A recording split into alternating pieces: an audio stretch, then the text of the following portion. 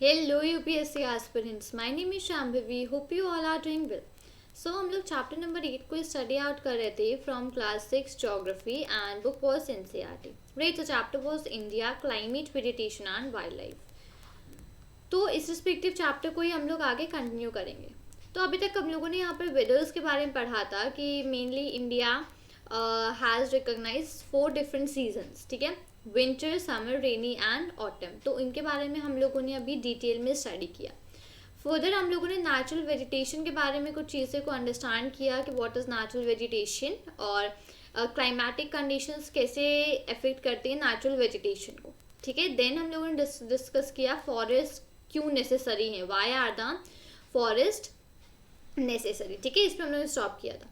अब यहाँ पर एक ही डायग्राम बना है कि व्हाट आर द थिंग्स जो हम लोग को फॉरेस्ट से यहाँ पर मिलती हैं, क्या क्या चीज़ें हम लोग को फॉरेस्ट से मिलती हैं. तो 1 second, let me take the pen. हाँ, तो सबसे पहले इधर पे हम लोगों ने देखा था सॉइल बाइंडिंग्स के बारे में. राइट, सॉइल बाइंडिंग्स होती हैं, उसकी वजह से सॉइल इरोजन जो है वो बहुत कम सॉइल इरोजन हो पाता है. नेक्स्ट हम लोग को rubber, we get rubber from the trees. Timber, natural habitat for wildlife. Gum and lac, fruits, honey, medicine, shelter, fodder, fuel, sport goods, furniture. तो इतनी सारी चीज़ें we get all from the trees. Oxygen, absolutely the main important thing. तो ये सारी चीज़ें हम लोग को trees से मिलती हैं. ठीक है, फर्दर अब यहाँ पे we should save the trees. और जो फॉरेस्ट वगैरह डिस्ट्रॉय हो रहे हैं, हम लोग को उन सब चीज़ों को डिस्ट्रॉय होने से सेव आउट करना चाहिए. We should plant more and more trees. Right, तो अब इस रिस्पेक्टिव केस में हम लोगों ने ट्रीज के बारे में या फॉरेस्ट के बारे में पूरा स्टडी आउट किया था कि लाइक व्हाट आर दीज, क्यों सेव करना चाहिए and all those respective things. Right, अब फर्दर हम लोग यहाँ पे वाइल्ड लाइफ के बारे में स्टडी करेंगे. ठीक है, forest are home to variety of wild life. अब जो फॉरेस्ट होते हैं वो बहुत सारी मतलब कई तरीके की वाइल्ड लाइफ जो होती है उनके लिए होम होती है, उनके लिए घर होती है फॉरेस्ट. ठीक है, वो अपना फॉरेस्ट में ही रहते हैं पूरे टाइम. तो वेराइटी ऑफ जो वाइल्ड लाइफ होती है, वेराइटी ऑफ एनिमल्स जो होते हैं उनके लिए फॉरेस्ट एक तरीके के उनके लिए घर होते हैं. There are thousands of species of animals and a large variety of reptiles, amphibians, mammals, birds, insects and worms which dwell in the forest. अब बहुत सारे thousands of species of animals हैं, थाउजेंड्स हैं एनिमल्स के species और बहुत ज़्यादा variety हम लोग के पास हैं. Reptiles, amphibians, mammals, birds, insects, worms, ये जितने भी लोग हैं ये सब इन्होंने अपना घर फॉरेस्ट में ही बनाया है. और ये सब जो जितने भी स्पीशीज और एनिमल्स हैं ये सब के सब फॉरेस्ट में ही रहते हैं. The tiger is our national animal. Tiger हमारा नेशनल एनिमल है. Hope you all know, right. So it is found in various parts of the country. अब ये कंट्री के कई सारे पार्ट्स में मिलता है हम लोग को like tiger. Right, in many parts of the country. Gir forest in Gujarat is the home of Asiatic lions. Gujarat में एक गिर फॉरेस्ट है. ये गिर फॉरेस्ट जो है वो एशियाटिक लॉयंस का घर है. एशियाटिक लायंस का घर है Gir forest. Elephants and one horn rhinoceros roam in the forest of Assam. Elephants और वन हॉर्न राइनोसोरस, जो वन हॉर्न राइनोसोरस हैं वो असम के फॉरेस्ट में घूमते हैं. Elephants are also found in Kerala and Karnataka. अब एलिफेंट्स जो हैं वो कर्नाटका और केरला में देखने को मिलते हैं हम लोगों को. कैमल्स और wild asses are found in the great Indian desert and the Rann of Kutch. और जो कैमल्स और वाइल्ड एसेस हैं वो हम लोग को ग्रेट इंडियन डेजर्ट और रन ऑफ कच्छ में देखने को मिलते हैं. फिर wild goats, snow leopards, bears are found in Himalayan region. अब ये जो जितने भी एनिमल्स हैं जो कोल्ड में सर्वाइव कर सकते हैं वो जैसे कि snow leopards, wild goats, bears, तो ये सारे हम लोग को हिमालयन रीजन, मतलब जो हिमालयन रीजन जो ठंडा उधर के रीजन होता है वहाँ पे ये सारे के सारे एनिमल्स हम लोग को देखने को मिलते हैं.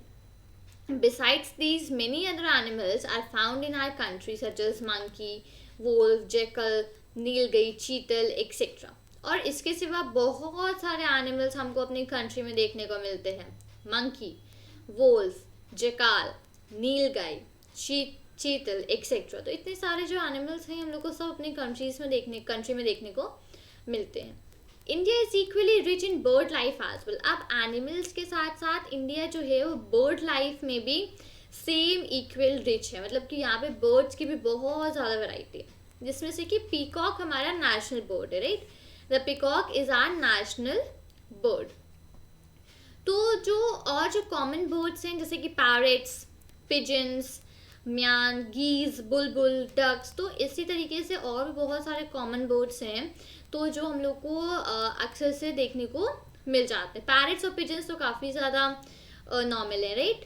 तो there are several bird sanctuaries which have been created to give birds their natural habitat. अब बहुत सारी बर्ड सेंचुरीज वगैरह क्रिएट करी गई हैं जिसमें कि जो बर्ड्स होती हैं उनको अपना नेचुरल हैबिटेट, मतलब उनको रहने के लिए जगह, मतलब उनके लिए पूरा तैयारी वगैरह सब होती है वहाँ पे नेचुरल हैबिटेट्स में, ठीक है, सॉरी बर्ड सेंचुरीज में। These provide the birds protection from hunters. और जो भी यहाँ पे सेंचुरीज बनी हैं, बर्ड सेंचुरीज, ये जो होती हैं बर्ड्स को प्रोटेक्ट करती हैं हंटर्स से। जो लोग बर्ड्स वगैरह को हंट करते हैं तो उन सब से ये प्रोटेक्ट करती हैं, जो बर्ड सेंचुरीज हैं वो प्रोटेक्ट करती हैं, ठीक है। There are several hundreds of species of snakes found in India. अब इंडिया में स्नेक्स की भी बहुत सारी वेराइटीज फाइंड आउट होती हैं, मतलब देखने को हम लोग को मिलती हैं। जैसे कि cobras and kraits are important among them, जिसमें से कि कोबराज और क्राइट्स ये दोनों इम्पॉर्टेंट हैं काफ़ी। जो जनरली इस स्नेक की स्पीशीज जो इम्पॉर्टेंट है वो कोबरा और क्राइट्स हैं जनरली। अब due to cutting of forest and hunting several species of wild life in India are declining rapidly. अब धीमे धीमे जो स्पीशीज हैं ये ख़त्म होती जा रही है। क्यों? जैसे जैसे आप फॉरेस्ट वगैरह कट करते जा रहे हैं, जैसे जैसे लोग हंट करते जा रहे हैं एनिमल्स को, तो वैसे ही जो वाइल्ड लाइफ है इंडिया की वो धीमे धीमे कम होती जा रही है। इसमें से ऐसा है कि many species have already become extinct. इसमें ऐसा है कि बहुत सारी स्पीशीज ऐसी हैं जो कि ऑलरेडी एक्सटिंक्ट, मतलब जो कि ऑलरेडी ख़त्म हो चुकी हैं। कुछ ऐसे स्पीशीज भी हैं। तो इन सब चीज़ों का सिर्फ एक ही रीज़न है, दैट इज़ कि जितने ज़्यादा से ज़्यादा लोग फॉरेस्ट कट कर रहे हैं और हंटिंग वगैरह जितनी ज़्यादा बढ़ रही है उतनी ही जो वाइल्ड लाइफ है, जो species of wild life India में है वो कम होती जा रही हैं। और इसी रीज़न से कुछ ऐसी स्पीशीज़ भी हैं जो ऑलरेडी एक्सटिंक्ट हो गई, जो ऑलरेडी ख़त्म हो गई। अब वो हम लोग को स्पीशीज़ एनिमल्स की वो स्पीशीज़ देखने को नहीं मिलती है। In order to protect them, many national parks, sanctuaries and biosphere reserves have been set up. तो अब जो स्पीशीज़ वगैरह हैं वो एक्सटिंक्ट ना हो, तो इन्हीं सब रीजंस की वजह से इन सब चीज़ों को प्रोटेक्ट करने के लिए कई सारे नेशनल पार्क्स, कई सारी सेंचुरीज और बायोस्फीयर रिजर्व्स, तो इन सबको काफ़ी ज़्यादा सेटअप किया गया है ताकि ये जितने भी स्पीशीज़ वगैरह हैं जो एक्सटिंक्ट होती जा रही हैं धीमे धीमे, तो उन सब चीज़ों को रोक पाएँ, उन सब चीज़ों को कम कर पाएँ। जितने भी एनिमल्स और उनकी स्पीशीज़ हैं उनको प्रोटेक्ट करने के लिए बहुत सारे national parks, sanctuaries, biosphere reserves, इन सब चीज़ों को बनाया गया है। The government has also started Project Tiger and Project Elephant to protect these animals. अब गवर्नमेंट ने 2 प्रोजेक्ट्स भी यहाँ पर स्टार्ट किए हैं जो कि हैं प्रोजेक्ट टाइगर और प्रोजेक्ट एलिफेंट, तो कि ताकि इन सारे एनिमल्स को प्रोटेक्ट किया जा सके, तो इनके लिए यहाँ पे कुछ प्रोजेक्ट्स भी स्टार्ट करे गए हैं, ठीक है। You can also contribute in conserving wild life. अब ऐसा नहीं है कि जिन्होंने सेंचुरीज बनाई हैं, जिन्होंने बायोस्फीयर बनाए हैं, वही लोग सिर्फ और सिर्फ जाके एनिमल्स और स्पीशीज़ को एक्सटिंक्ट होने से बचाएंगे या उनको प्रोटेक्ट करेंगे, ऐसा नहीं है। आप भी वाइल्ड लाइफ को सेव करने के लिए और कंजर्व करने के लिए अपना कंट्रीब्यूशन कर सकते हो। You can refuse to buy things made from parts of the bodies of animals such as their bones, horns, fur, skins and feathers. अब ऐसे बहुत सारे मतलब चीज़ें होती हैं, बहुत सारी थिंग्स हैं जो कि एनिमल्स की बॉडी पार्ट से बनाई जाती हैं। लाइक एनिमल्स की बोन से बहुत सारे मटेरियल्स बनाए जाते हैं, बहुत सारी चीज़ें बनाई जाती हैं, हॉर्न्स, फर, स्किन्स, फेदर। अब लेदर के बारे में तो आप सबने सुना ही होगा, राइट। तो ये सारी चीज़ें हैं, आप भी वाइल्ड लाइफ को कंजर्व करने में कंट्रीब्यूट कर सकते हो। जितनी भी चीज़ें एनिमल्स की बॉडी से बनती हैं, आप उन चीज़ों को लेने से रिफ्यूज़ कर सकते हो, आप उन चीज़ों को लेने से मना कर सकते हो।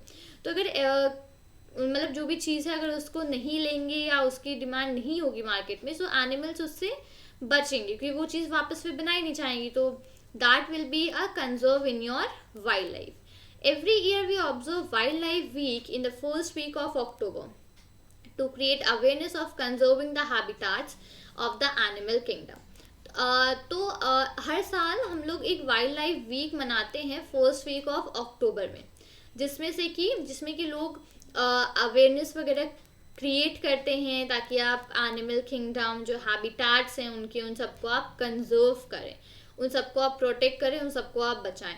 तो इसके लिए हर साल अक्टूबर के फर्स्ट वीक में we observe a wild life week. तो वहाँ पे लोगों को अवेयर किया जाता है कि आप एनिमल्स वगैरह को कंजर्व करें, बचाएं, उनको प्रोटेक्ट करें। ठीक है, अब माइग्रेटरी बर्ड्स, ये एक नया टर्म है।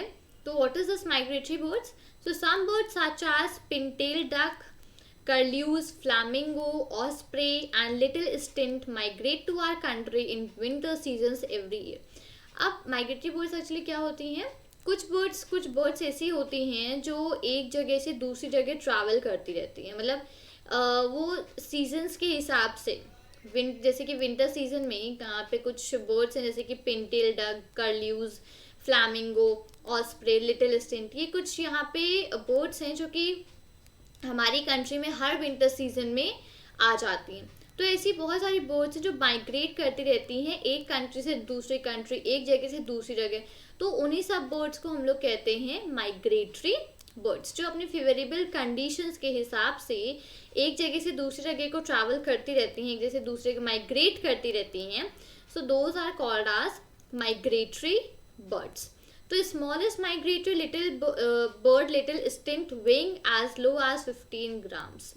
सबसे छोटी जो माइग्रेटरी बर्ड है उसका नाम है लिटिल स्टिंट और उसका वेट है 15 ग्राम। That's gram, right?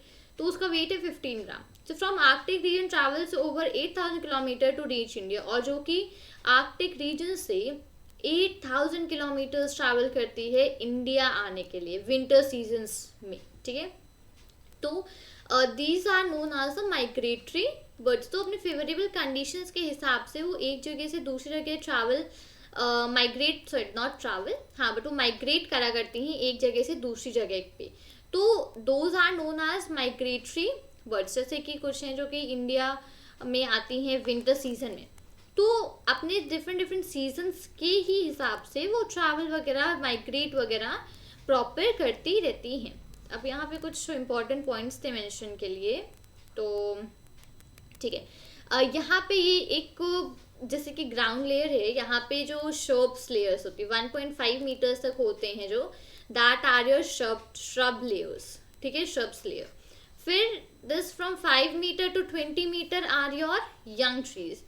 1.5 मीटर से 5 मीटर तक के जितने भी होते हैं उनको बोलते हैं हम लोग श्रब्स लेयर्स। ठीक है, सेकेंड गोज कि 5 मीटर से 20 मीटर्स तक के जो भी ट्रीज वगैरह होते हैं उनको हम लोग बोलते हैं यंग ट्रीज। ठीक है, थर्ड है यहाँ पे 20 मीटर से 40 मीटर्स के बीच की जो हाइट होती है उन ट्रीज को हम लोग बोलते हैं कैनोपी, CANOPY, कैनोपी। ठीक है, और 40 मीटर से 60 मीटर जो होती है वो मैक्सिमम हाइट होती है, not more than that. 60 metres maximum height होती है। तो 40 मीटर से 60 मीटर्स तक की रेंज के जो भी ट्रीज होते हैं उनको हम लोग बोलते हैं इमर्जेंट लेयर्स।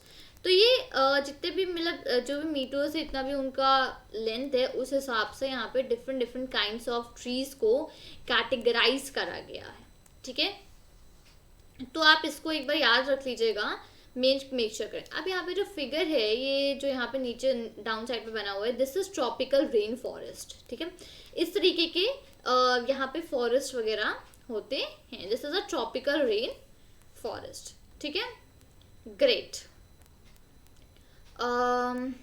ओके, यहाँ पे लेट्स हैव फन की एक ऑप्शन, ये मतलब एक्टिविटी है, इसको आप खुद सॉल्व कर सकते हैं। ठीक है, तो हम लोगों ने इस रिस्पेक्टिव चैप्टर में मेजर सीजन्स के बारे में पढ़ा, इंडिया के जो मेजर सीजन्स होते हैं उनके बारे में पढ़ा, cold weather season, hot weather season, then southern weather, west south west monsoon season और रिट्रीटिंग मानसून, राइट। फर्दर हम लोगों ने नेचुरल वेजिटेशन के बारे में पढ़ा, वाई आर फॉरेस्ट नेसेसरी, ये क्या रीज़न है कि जो फॉरेस्ट होते हैं वो काफ़ी नेसेसरी होते हैं, ज़रूरी होते हैं, उन सब चीज़ों के बारे में पढ़ा। देन फर्दर हम लोगों ने वाइल्ड लाइफ के बारे में पढ़ा।